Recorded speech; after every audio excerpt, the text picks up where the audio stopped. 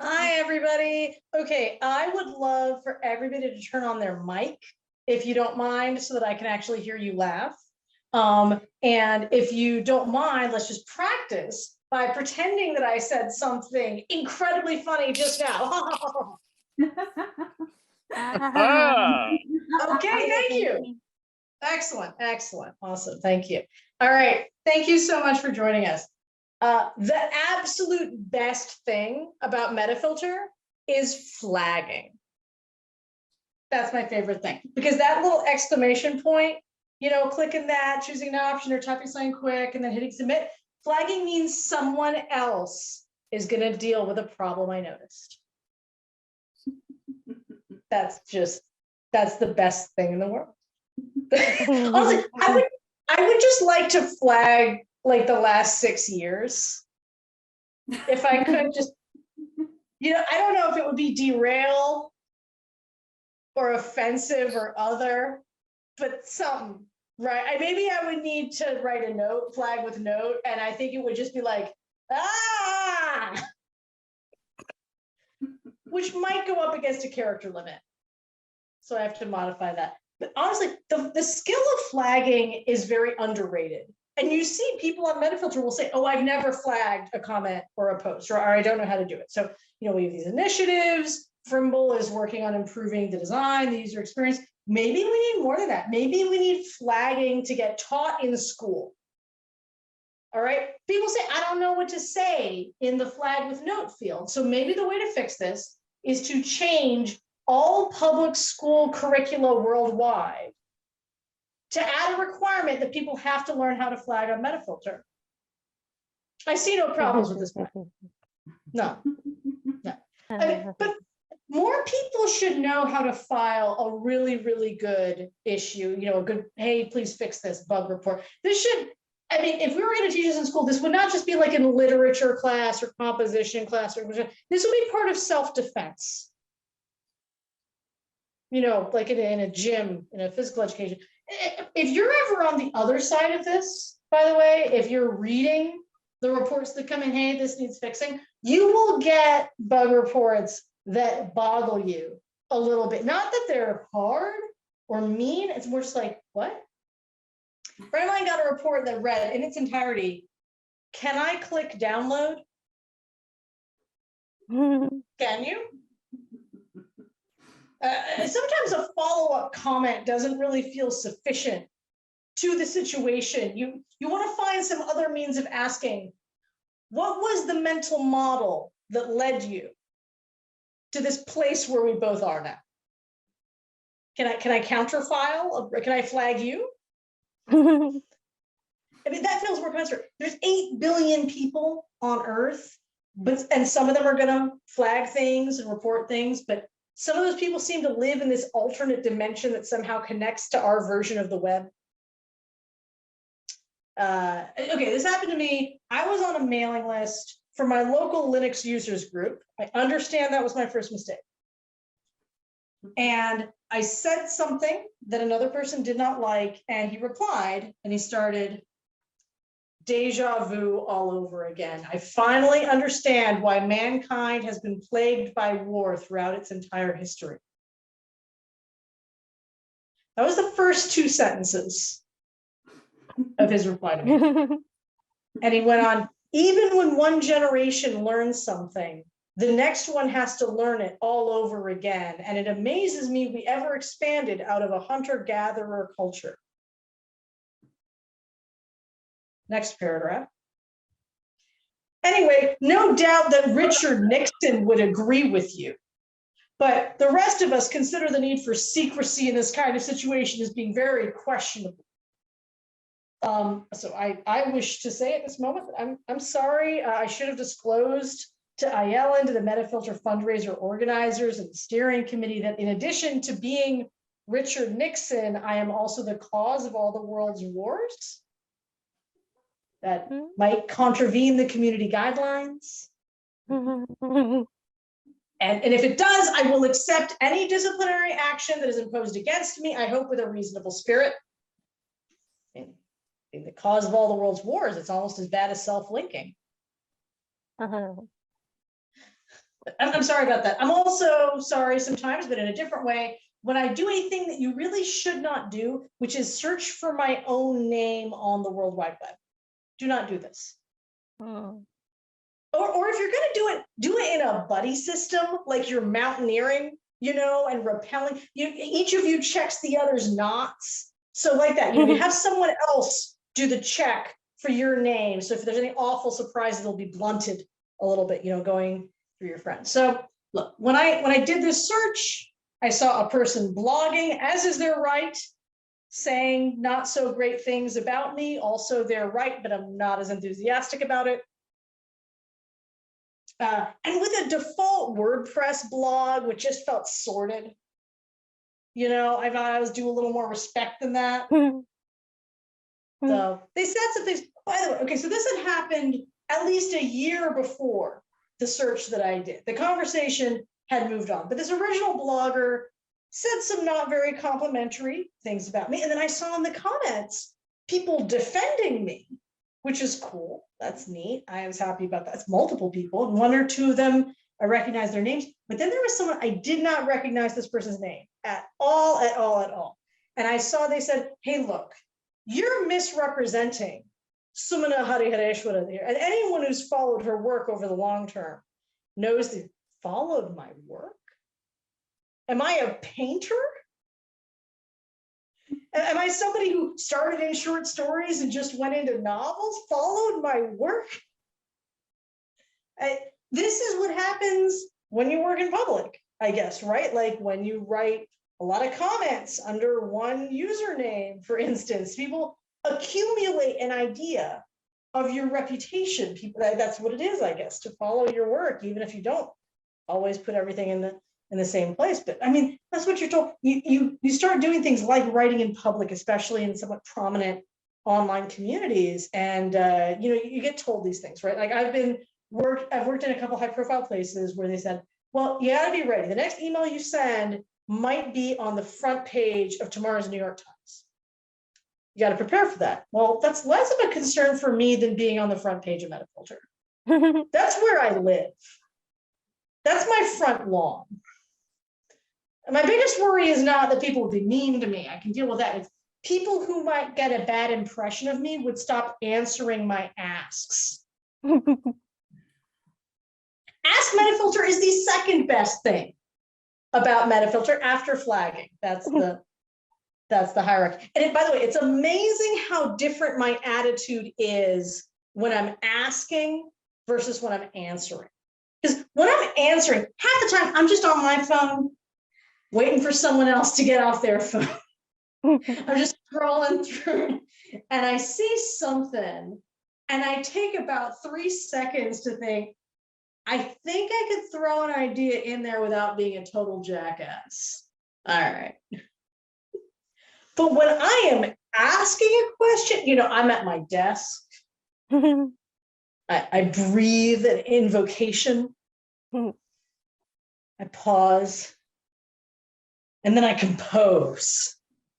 But I do, I read ask, I look at ask, I read questions that look interesting, I look at the threads, and what I end up learning is mainly 3 things. Cool stuff to buy, graceful ways to deal with other people, and diseases I might have that I've never heard of.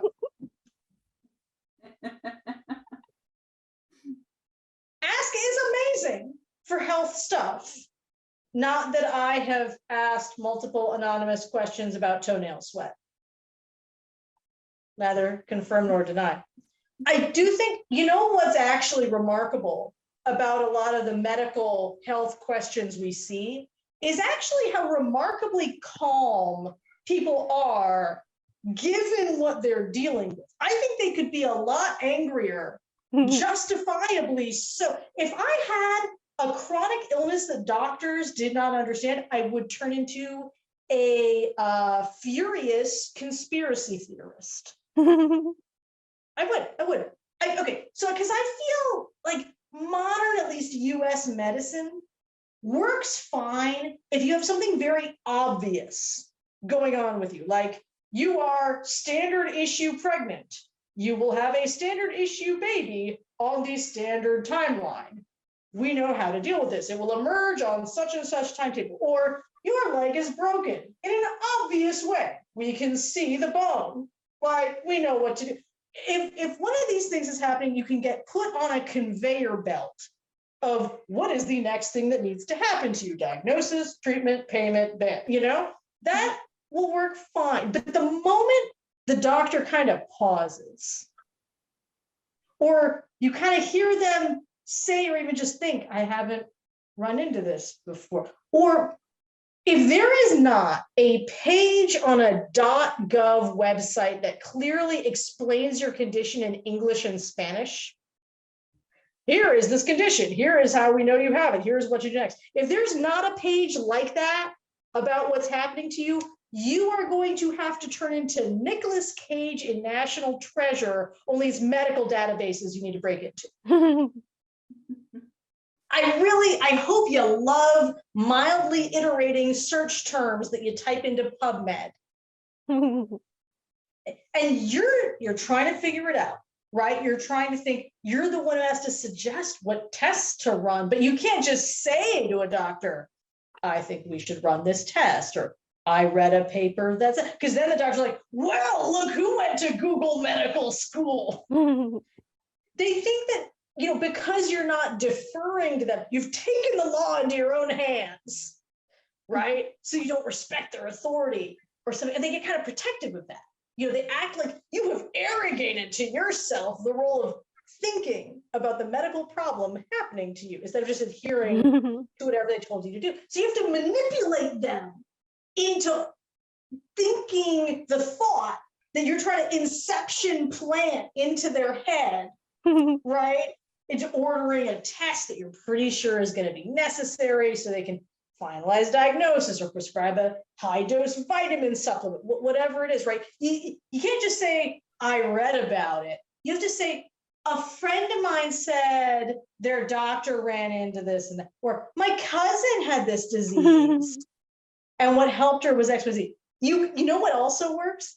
I heard about it from an ad, because that still implies you're the passive recipient of this idea. You didn't act all uppity by looking for it yourself, right? So you're still preserving the hierarchy. So I tell you, if I had a doctor who did not believe me, or if I had a set of doctors who tried to convince me that what was happening wasn't actually happening to me, and then the only people who validated me, actually helped me figure out how to deal with this problem, were commenters on Ask MetaFilter, I would turn into a conspiracy theorist. It's not even a hop, skip, and a jump, right? It is a very small step from my friends on Ask MetaFilter are the only ones who actually helped me with my medical problem to the CDC are lemurs.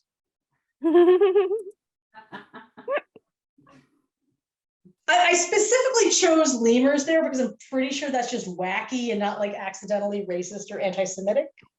So I hope that works. If it turns out I was wrong, please tell me and don't just like take it out of context and call me out on the site. Like, don't create a meta talk post on the Gray about how I said lemurs and so I should be like banned. Like, okay, if I'm gonna get embarrassed and mocked on the site, I want it to happen the way God intended, called out in a politics thread on the Blue by an anarchist because I said something centrist. Thank you. Thank you. All right. And now that you know my wishes for, my end of MetaFilter life, I want to thank you. You've been a wonderful audience.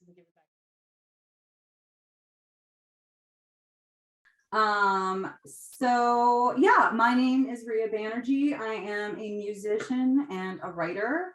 I also have a day job that pays the mortgage and my health insurance, but I consider myself primarily a creative. So I am gonna I made a little PowerPoint for you and I'm gonna hop on over there. And please tell me if you're seeing an actual slide and not like the PowerPoint Cool, cool. Finger It's slide. yay, technology. Okay, so this is my talk. It's called The Way Up and More, my 2022 musical adventure, also known as a big year in the life of a former small town low rent cover queen. I am a longtime veteran of bar bands, by which I mean those bands that you go to the pub and you're trying to get a drink and you're trying to talk and they're playing really loud and they're playing the Stones or the Who or the Beatles or Zeppelin or Bruce Springsteen, who I love. I have played through pretty much every single 60s and 70s rock classic act you can think of. It was a lot of fun. I made most of my friends in adult life by doing that. And this was down in the Hudson Valley. I lived in a small arty town called Beacon. Some of you may know Beacon. So I did that for several years. I always wanted to branch out and try doing original music, but I was also terrified to do that because I had never done it before and imposter syndrome is real. And I also, I mean, like, I'll be honest, I'm 37 years old and there's a part of me that's like, I'm too old for this because people only want cute, perky 20 somethings. They don't, are they going to look at me? Just the truth. So I always kind of held myself back. I had a lot of friends who wrote original music who were like, you just got to do it. You just got to do it. And I was like, oh, I don't know. A couple of friends of mine who I played music with, I was hanging out with them one day. They said, you know what? You are too talented to just be putting yourself into this pigeonhole of being a cover band person, which was very flattering to hear. I was still not convinced because of imposter syndrome. That being said, they connected me with a friend of theirs from New York City.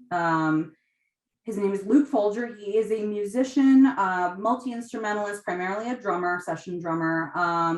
They introduced us over email.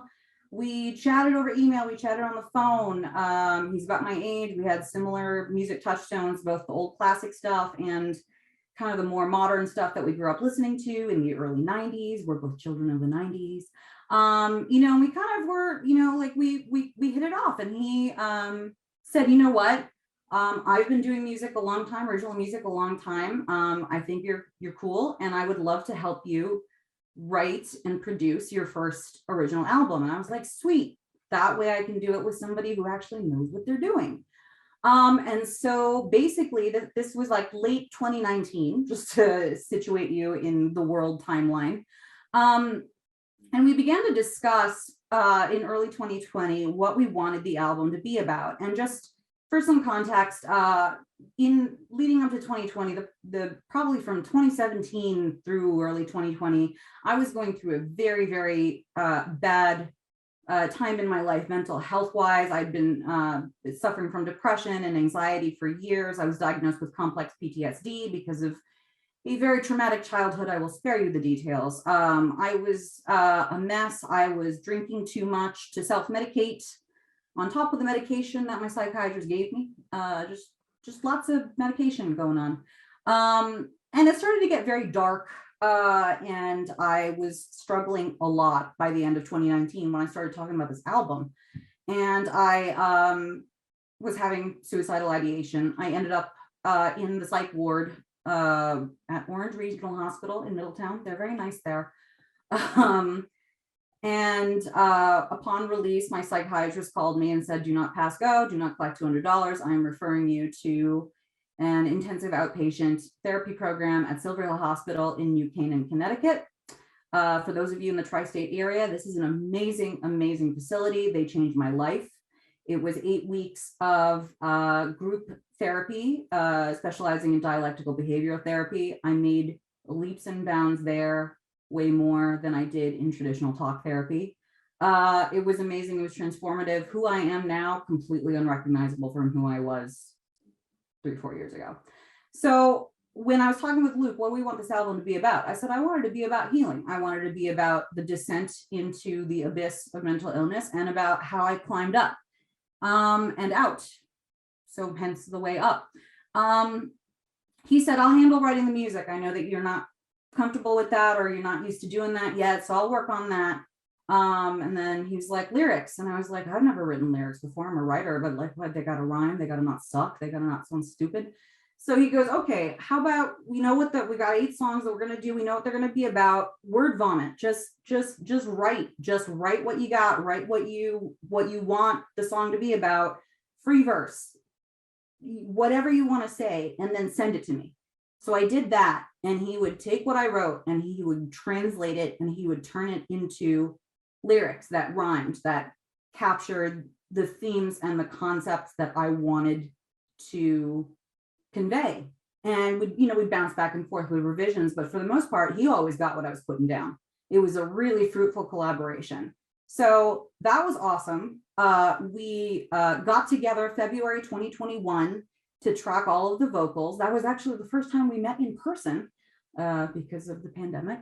And 2 marathon sessions, we tracked the vocals. He spent the summer of 2021 mixing and getting the music mastered. Fall of 2021, we were ready. We had an album. Then the question is, what do we do? I'm completely unknown. I don't have a label. I don't have a press team. How do we get this music out there? And we were trying to consider whether we wanted to put it out in the winter when nobody might be paying attention because it's winter and the holidays. And, like, do you really want to do a PR campaign when people probably aren't checking their email?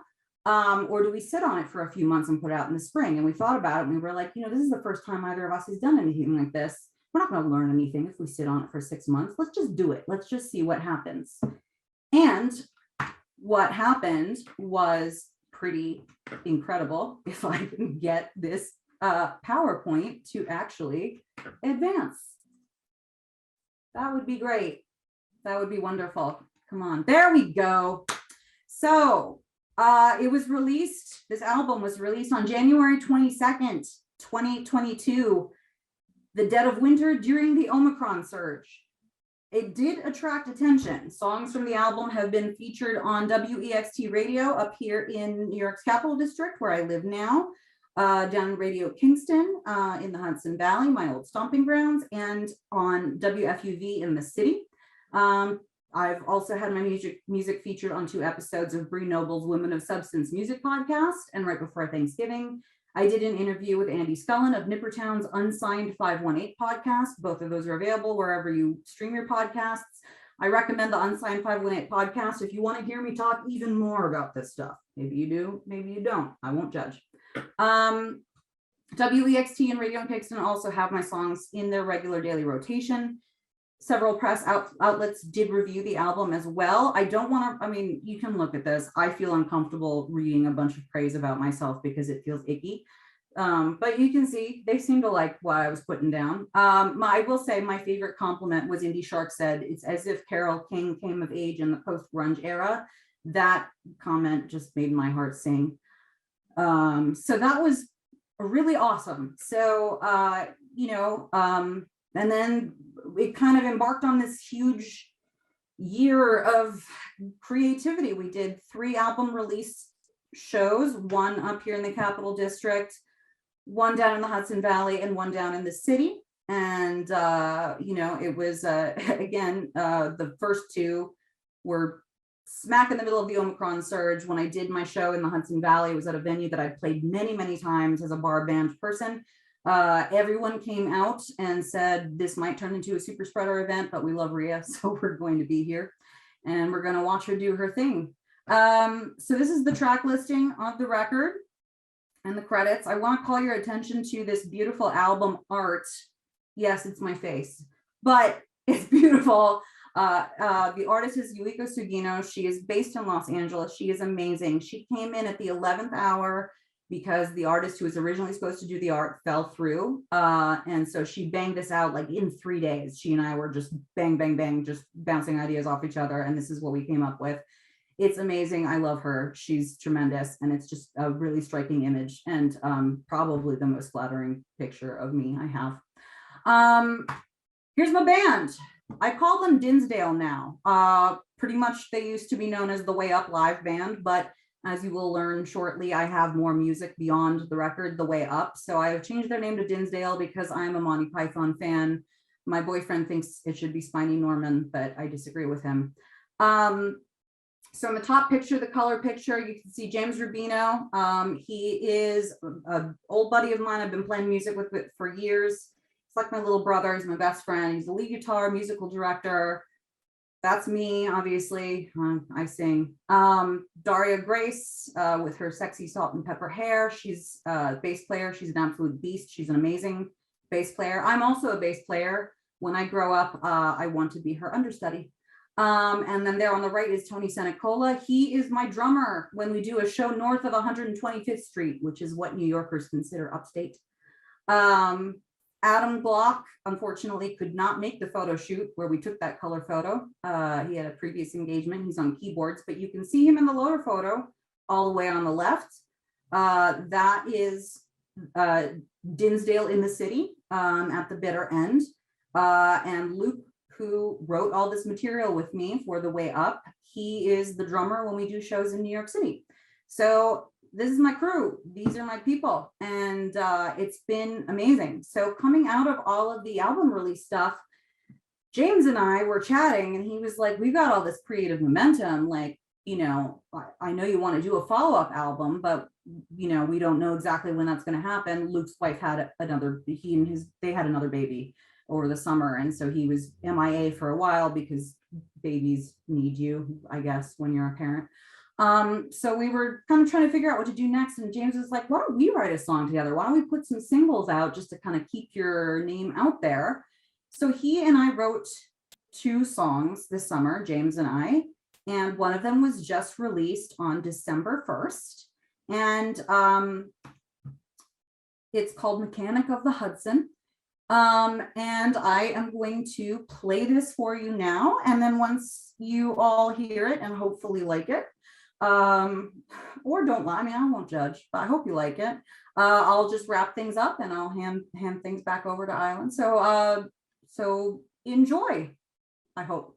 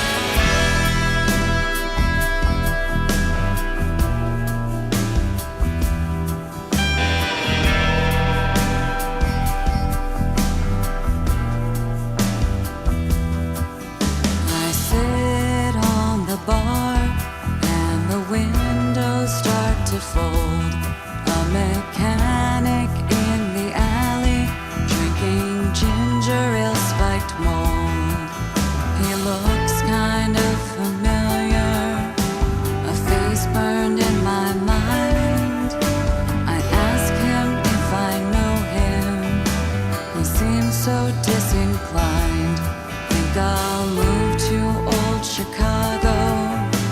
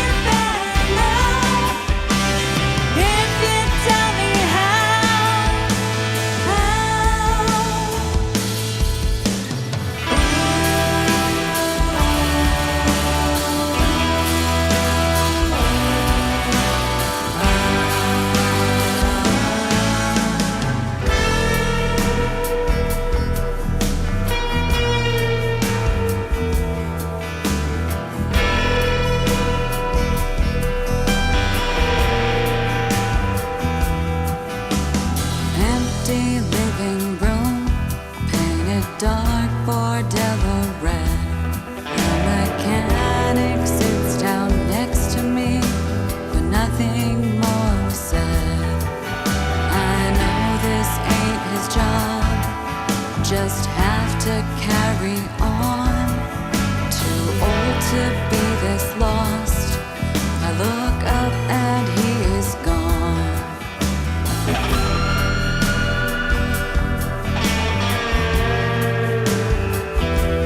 Guess I'll move to Saratoga or just west of White Creek.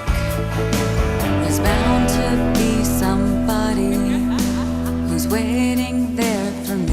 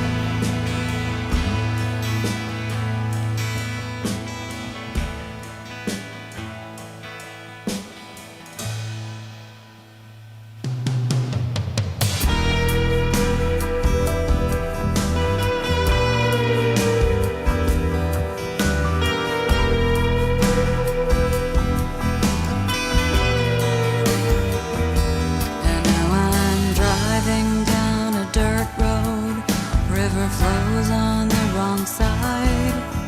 The mechanics yelling through the dust. Hold on to what you find. Please don't let go.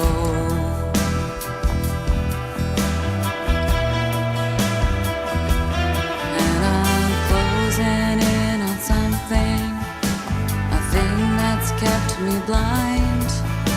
A feeling under pressure.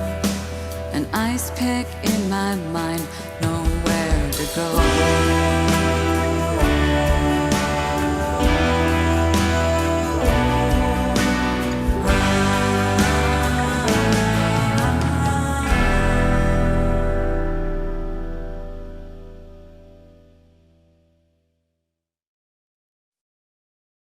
All right, so that's my most recent single. Hope you dug that. Again, want to point out this beautiful artwork by Yuiko. She's amazing. Anything I do, she's going to be my go-to artist. That's about it. Just here's some quick what's coming up next. I got another single coming out at very soon, December 31st, called Shadows. It's sort of the companion song to the one that you just heard. It's a very seize the moment, here's the new year, new me kind of thing. So keep an eye out for that. That is coming very, very soon. This was also, both of these songs were a huge step forward for me as well, because I actually wrote the lyrics for them, and actually wrote lyrics that rhymed. And hopefully they don't suck.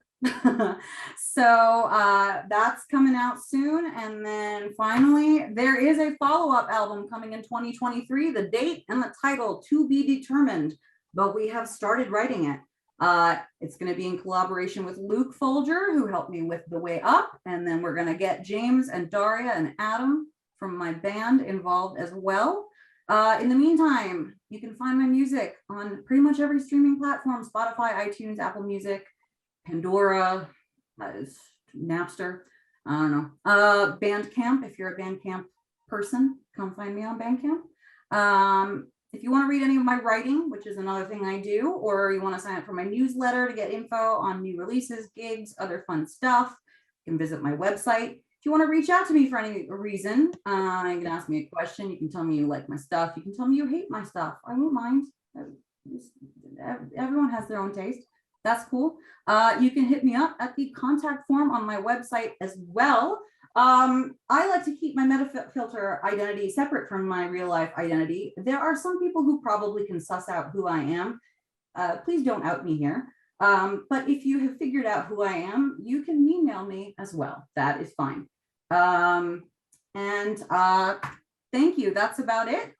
Thank you so much to everybody who has been doing these events, and I'm so honored to have taken a part in it. I've been a member of MetaFilter for over 10 years at this point. I'm really happy to be participating in something to help it thrive. So thank you again, and throw it back to Island. And I think we're getting more from brainwane as well. So that's exciting. Thank you. Yeah. So I came up with this game where I looked up the names of podcasts that I've never heard. There are possibly literally a trillion podcasts at this point, right? And so I looked up the names of some of them, and I constructed some where I'm going to ask participants, you participate voluntarily, right? And you raise your hand and you tell Ayelen, yeah, I'd like to participate. And then I will speak with you, and I'll say the name of a podcast and you guess what it's about.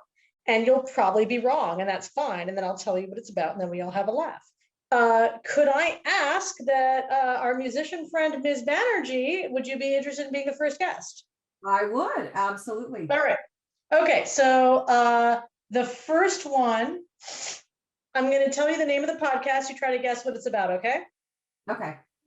All right. Window Cleaner Radio. Wow. Window Cleaner Radio. Yes. What is that about? Well, of the first thing you think of, first thing on the top of your head, what do you think it's about? It's a person who is a window cleaner by profession, and all of the things they see when they're cleaning windows, because they are a voyeur, and they talk about what you are half right. It is about the business of being a window cleaner. Okay, so it's not about like they're a business. It's an industry. It's an industry shop talk podcast about being a window cleaner. All right. Wow, there's a podcast. Okay. Next up. 5-4. What is this podcast about? 5-4. That's got to be about the Supreme Court. You were correct. It's about the Supreme Court. It's about the United States Supreme Court. Great job. Okay. Next. In the Woods with Filter Bear. Okay, you said In the Woods, and I immediately said true crime, but Filter Bear has thrown me for a loop. Yeah. Is this like a naturalist, like a nature person who No. There is an Australian electronic music producer who goes by the name Filter Bear, and this is a talk and music show hosted by that person. Wow. You should name it something different. Because I totally Perhaps you should reach out to Filter Bear about this matter. I got to add to my list because I'm a true crime. All right. Slow German. What is Slow German about? Slow German. That is the name of the podcast. Slow German. Slow German. I really want to say it's just like an educational, in like Duolingo, but on podcast form for people who want to learn German slowly. You are correct, Reeya. It is slow. It's just a person talking slowly in German about topics of everyday German life, including recycling. Oh, okay. German recycling. Just speaking in a slow, like an enunciated way. All right. Cool. All right. 2 more for you. Okay. One is Wasting Time with Atomic Brother. Wasting Time with Atomic Brother. With Atomic Brother, yes. Atomic Brother. Again, these people with their podcast like stage names, this is what's throwing me for a loop. Wasting Time. I mean, it sounds like just sort of like a general interest, like the guy is just like, I want, or a girl just want to talk about stuff. But the Atomic Brother thing, I think, is throwing me. It's throwing me. All right. So it is the podcast for an alt hard rock band called Atomic Brother. I just learned something new, and maybe I'm gonna go listen to Atomic Brother. I have no idea whether they're any good at all. FYI. I'll find out and report back. Sure. And last one for you, Silver Bullets podcast. Silver Bullets podcast. Is this about antiquing? I don't know why I went there. But Is that like a gun that shoots silver bullets for like historical werewolf hunting? No, it's sports. No. It's a sports podcast. It's a sports podcast. Okay. Yeah. I think we have time for one other person to come be in the hunt. It could be Ayalen or it could be somebody else if you want to raise your hand to say that you'd like to guess some of these things. Okay, one person, one guess, because we're kind of running a little bit behind time. Yeah. And someone that's not me, maybe. Does anyone want to volunteer? Come on, it's fun. If not, then Reeya, you'll just do a couple more, okay? I'll volunteer for the last one because I think we need a wrap up for the next speaker. All right, okay. Okay. It is called MeFi Channel, MEFI, and the F is capitalized. MeFi Channel has nothing to do with MetaFilter, but it has MeFi in the title. MeFi Channel. Do you know what it is? I have no idea because MetaFilter is the only MeFi I know. Does it have something to do with like medium fi, like No, between lo-fi and hi-fi? no. That's a great idea, but no. MeFi? I can't think of anything else besides like medium fidelity music. I'll give you a probably all. hint. I think they might pronounce it MeFi. That honestly does not get me any closer. All right. Well, this is a podcast from Taiwan in Chinese where the two hosts are named Melody and Fifi, and they do stories for kids. That sounds delightful and very hard to guess. Yes. I learned there's a bunch of other weird ones. I will briefly tell you the funniest one I found while I was looking at all this was something called Blast, which is a self-help podcast where BLAST stands for Bucket List Activation Strategic Training. Well, I can see why they gave it an acronym. It's a wonderful world. We live in a wonderful, you just type any arbitrary word into the search of a podcast directory, you will find bounties and bounties beyond your knowledge and comprehension. It's wonderful. Thank you very much for having us. I hope you enjoyed the podcasting and the stand-up and the music.